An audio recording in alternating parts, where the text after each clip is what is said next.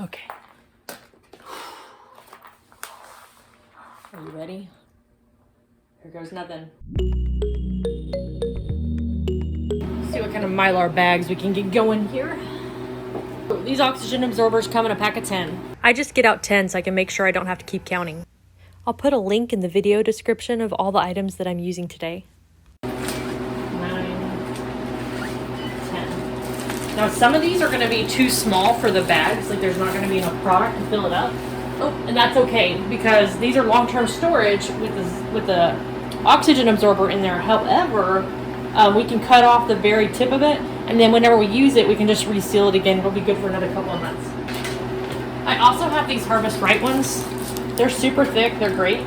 I'm actually going to use one of them. But the mill is thicker, a little bit thicker. I think these are 7s. I think these are, oh, I don't remember. I'll have to check. I think they're like 3 or 5.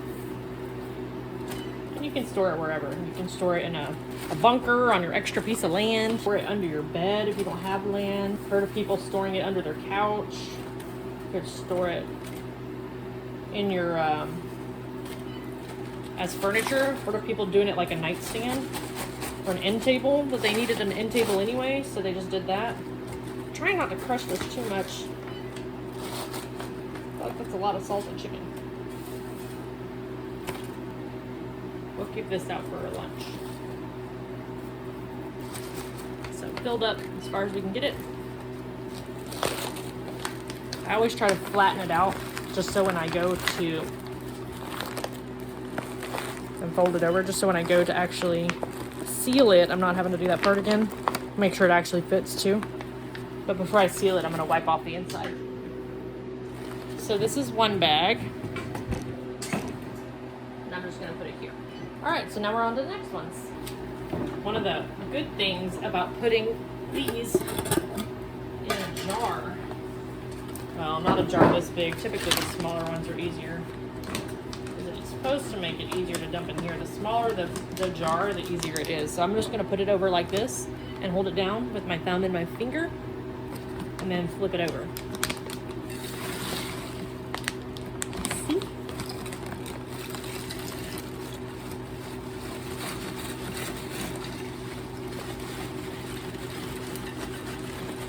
Almost like a self-built funnel. You do have to shake it down though, just like you would if you put it in there by hand.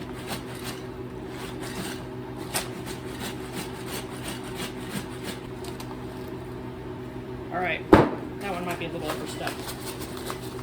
You can't really squish this one down by your hand because then it'll, oops. If you squish it, it'll crunch them all. We don't want them crunched, we want them sliced like this so it'll make it easier to cook with. Dump some of those out.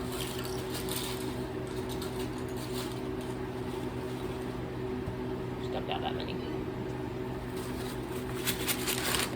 There we go. See? Gotta leave a little top. And then fold it over. Just enough where you can get the sealer around it. Let's do this one. This one is my beef stroganoff, but it needs more noodles. You know how when you buy your freeze-dried food, or maybe you don't, when you buy freeze-dried food at the store, it seems like it's all just noodles?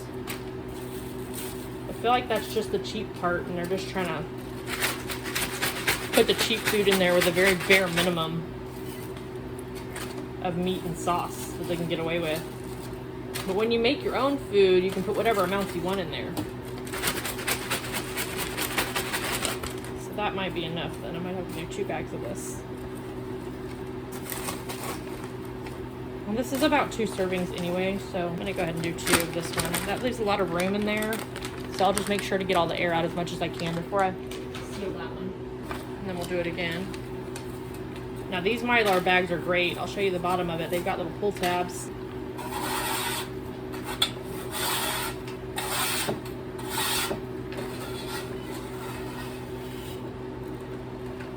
Boop.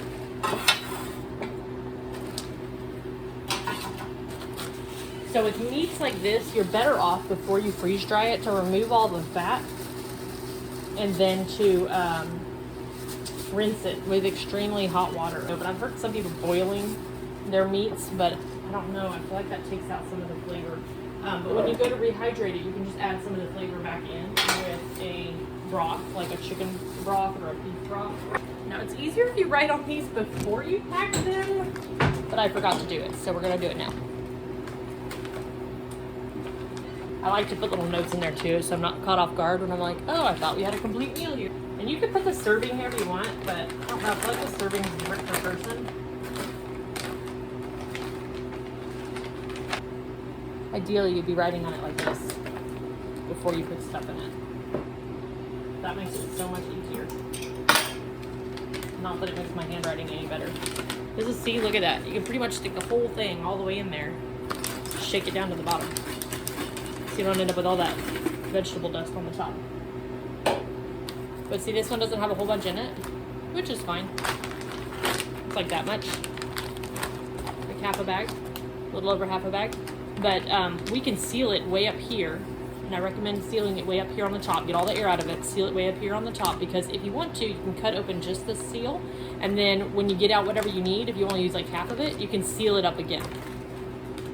I would not recommend that for long-term food storage, but it would be good for a couple of months. And I've sealed some of my stuff in my Mylar bags for a couple of months, and it was fine, even without the oxygen absorbers. So don't freak out about that. Now, if you're looking for long-term storage or we want it to last like 20, 30 years, yes, use oxygen absorbers.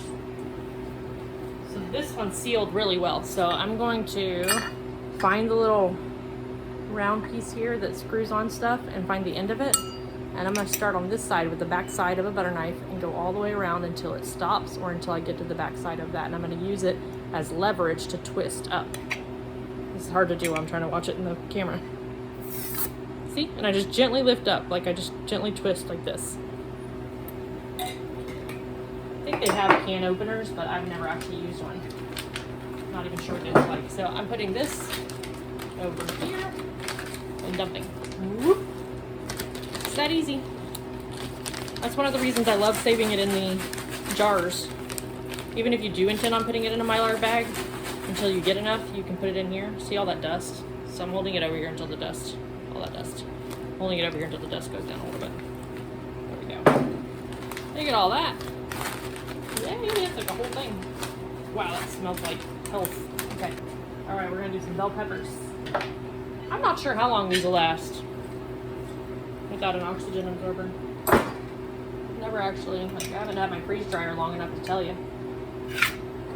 It'd be cool if somebody else is running that experiment though. I get experiments started and then I forget about them. That would not be a good scientist.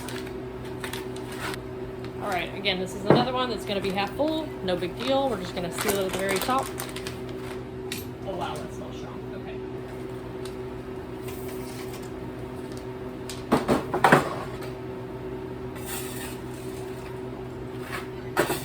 If you're doing it this way, make sure you wipe the inside with a dry paper towel. Don't put anything wet in your Mylar bag. Here's the part that makes me nervous. The oxygen absorbers. I feel like I'm at a race against time and I'm afraid I'm gonna do it wrong. This part is the scariest for me. So I don't know if you guys have these same anxieties, but I have my bags prepared. They're all set out here. No matter how much is in them, I'm going to seal them at the top so that we can cut them and reseal them if we need to. I've got my sealer here and I've set it to 3. I hope that's the right temperature because that's what I did on the last ones, I think. I probably should write that down so I don't forget. Anyways, this part makes me nervous because I'm always afraid I'm gonna run out of time. I'm afraid I'm gonna put it in there, they're gonna go bad, and I won't have sealed it in time. So the impulse sealer does alleviate those fears a little bit. I was using a vacuum sealer and that was not very helpful. Oh man, okay. Are you ready? Here goes nothing. Once it's done, it's done. The bag has been opened. The time is ticking. We gotta go. Everything's all ready. 1, 2, 3, 4. Oh, keep them in order so don't mess them up. 5, 6, 7, 8, 9, and 10. Okay, so let's go go back over to the beef stroganoff. This is the stuff I don't want to go back first. So I'm going to get all the air out of it that I can. I'm going to put it up to my sealer on the very edge of it. All the air out, very edge of it. Straight as can be, but also on the edge, and then push down. Done. That's not enough. Got to turn up the temperature. Let's do 5. Try it again.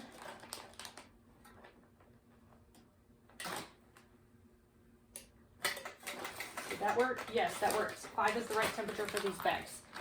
This one has an oxygen absorber. Get all the air out of it as best you can. Put it down. Wait till the thing goes off. That was crooked. That's okay. These are my Kukuza squash that I grew last year. Freeze dried and ready to go. Can't get much air out of there because it's so stiff on the top. Okay. Okay, I'm done. I got my yellow squash in the raw. Ooh, my salsa chicken. I don't want that to go bad. These are a little bit thicker, so I might have an issue with this one, but I'm going to go to the very end. This one I'm concerned may not seal right, so let's see. It did. Okay, perfect. Next up, yellow squash.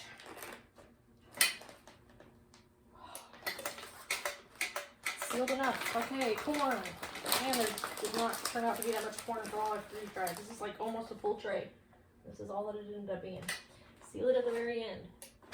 That's all done. Got my zucchini corn chips. Ooh, these are so yummy. Okay, put those down. I'm gonna seal it at the very end so I can still reseal it again. God, I hope I didn't wrinkle that. Okay, it's not wrinkled. We're good. Okay, next. Raw onions. These aren't as important, but that's still want to see it. And now we're getting to the end of the stack. We got diced tomatoes. Oh no, something fell over. It's the bell peppers. That's okay. We got this. We got this. Okay. Bell peppers almost there. We can do it. We can do it. We're almost there. Okay. Now, at the very end, I do like to double check and make sure I sealed everything properly and make sure there's no wrinkles. If there's wrinkles in it, you need to do it again, make it flat. I am doing a double seal because I'm super paranoid, but these are not sealed properly every single time. So, and I also like to flatten it out a little bit before the oxygen absorber takes all the air out, if I can. This one's the raw onions. I'm going to do a double seal on this one. It looks like I did it well. Boom. That was not quite sealed on this side.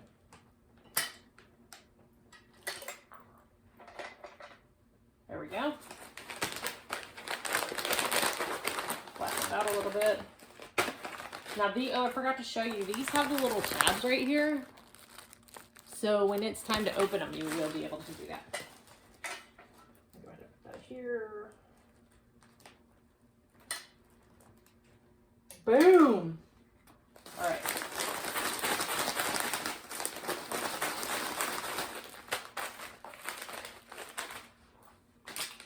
See, and now it's black, and I forgot to check it. I don't know when it went black.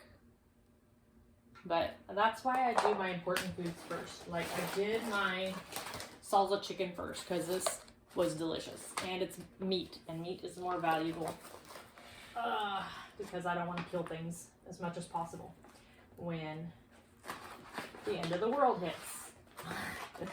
Meat just tends to be more expensive. And I am sealing this a double seal, but I am being careful because the notches are on the top here, so I want to make sure I do the double seal above it and not below it, and that is perfect. And this one, there's not a whole lot of room to shake. This is a zucchini corn chips.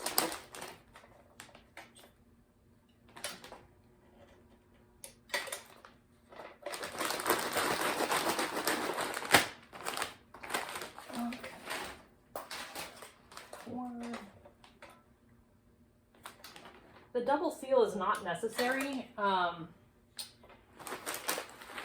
just don't like the possibility that I may have messed it up. And I'm doing the oxygen absorbers.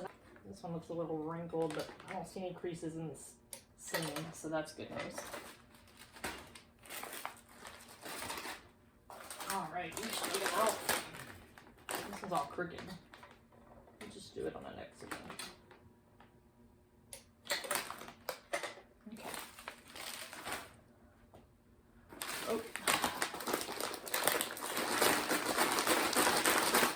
These beef stroganoffs will be good for backpacking meals if you're a backpacker or a hiker or a biker, mountain biker or whatever. These will be perfect for you because you can take these with you on trips and you can just fill them with water, with hot boiling water when you get to wherever you're going. And it's light.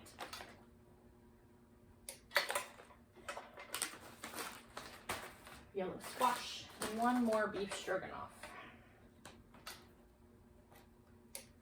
See, that wasn't so bad. I say that every time, and then every time I still anxious about that. Okay. I do try to put everything away as soon as I'm done with it because the kids are going to come in and mess with everything. You need to make sure that's cooled off a little bit. Let's set that aside. I wanted to show you guys what it looked like after a couple of days. This has been probably about 2 weeks. This is about as shrinked as they're going to become.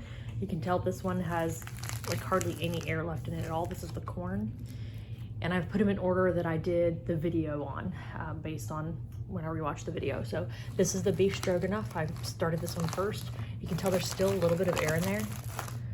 This one is the same. It actually looks like it's sealed a little bit better. These are the kukuza squash that I grew that are raw, and there's still quite a bit of air right here. This is the salsa chicken. This is the yellow squash. This one's sealed pretty well. It's a lot less air in it than I expected. And then the corn, I'm just really impressed with the raw corn that was frozen. It just seems to suction really well. You can see both sides look like it has some texture to it. This is the zucchini parm chips. And I'm kind of glad these didn't suction too much because it would have kind of crunched my chips in there. These are the raw onions, and those are fairly firm. The diced tomatoes and the bell peppers as well. This actually I'm pretty impressed with as well. This is the last thing that I freeze dried. So I know that the oxygen absorbers are working, mainly because this one feels perfect. Feels like a lot less air in there than when I sealed it originally. So that is what I'm going for. These were all sealed on February 17th. It is now, March 10th. So that's how long it's been. And I'm gonna go ahead and put these in the long-term storage. But that's all we got right there. All done.